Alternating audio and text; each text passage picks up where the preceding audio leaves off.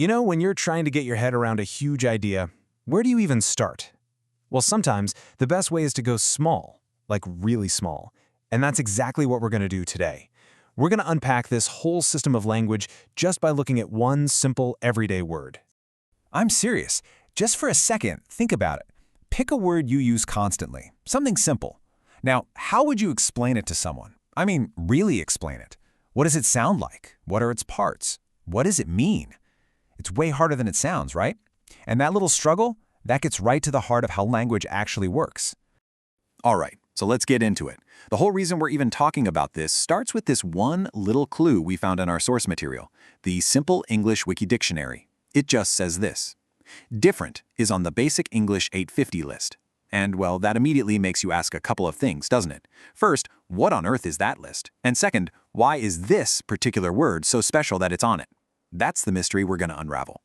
So, to figure this all out, we're going to treat it like a little case study. We're going to put the word different right under the microscope. And here's the rule. We can only use the information from its Simple English Wiktionary page. That's it. Let's just see what we can uncover when we really zoom in. Okay, first things first. You know how it is. If you want to know how something works, you've got to take it apart. So let's start by breaking down the word different into its core components. So right off the bat, we see something interesting. Different isn't just a random collection of letters. The source shows us it's actually built from pieces. You got the root, differ, and then you add this little ending, ent, which changes it. It's got a structure, a kind of logic to it. But a word is more than just letters on a screen, right? It's a sound. It's something we say. And the source gives us the IPA transcription. It's basically a universal code for writing down exactly how the word is pronounced. What's cool is the Wikipedia page even has a little audio clip, which is a great reminder that language is a real, physical thing. Okay, so we've got the building blocks, and we've got the sound, but now we're getting to the real heart of it, the meaning. This is what it's all about. What does different actually do? And here it is, the core meaning. It's just so simple, so clean. If two or more things are different, they are not like each other, not the same. I love that. Notice how it works? It tells you what it isn't. It's not the same. That's it. It's beautiful because you don't need to look up any other words to get it. It's self-contained. And this right here is a perfect illustration of something really fundamental about language. Words almost never exist on their own. We understand different so much better because we know what it's not.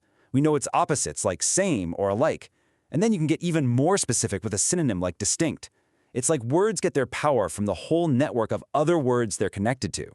And then, just to make sure we've really got it, the source gives us some examples in action. And these are great because they take the idea out of the dictionary and put it into the real world. The day and night are quite different. Boom. You instantly know what that means. My brother's bike is different from mine.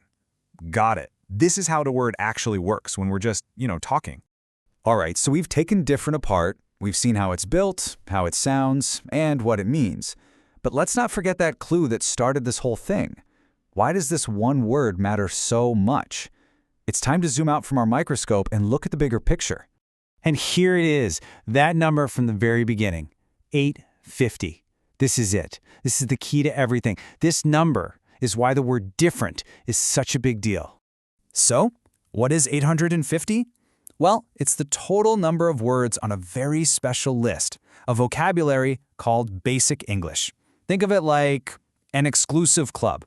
Only 850 words were chosen, and they were picked because they're supposed to be all you need to communicate pretty much any idea you can think of. So Basic English, it's what's called a controlled language. It's basically a super simplified version of English that was created for a very specific reason, to be an incredibly easy language for anyone in the world to learn for things like international communication, science, you name it. It's like taking the entire English language and boiling it down to just its most essential, most powerful parts. And that is why our word, different, made the final cut. I mean, think about it. Out of hundreds of thousands of words in the English language, this one got picked. Why? Because it's not just a word that describes something. It's a tool. It's what's called an operator word. It lets you make comparisons. It lets you draw lines between things. Seriously, if you couldn't say that one thing is different from another, how could you even have complex thoughts or a clear conversation? It would be pretty much impossible. So it's pretty amazing, right? We started this whole journey with just one simple word, and it led us to this entire system designed to explain the world. It just goes to show you how incredibly powerful some simple words can be. And that leaves us with one last, kind of mind-bending question to chew on. If you can say almost anything you need with just 850 words, then what are all the rest of them for? The other hundreds of thousands of words, what are they really doing?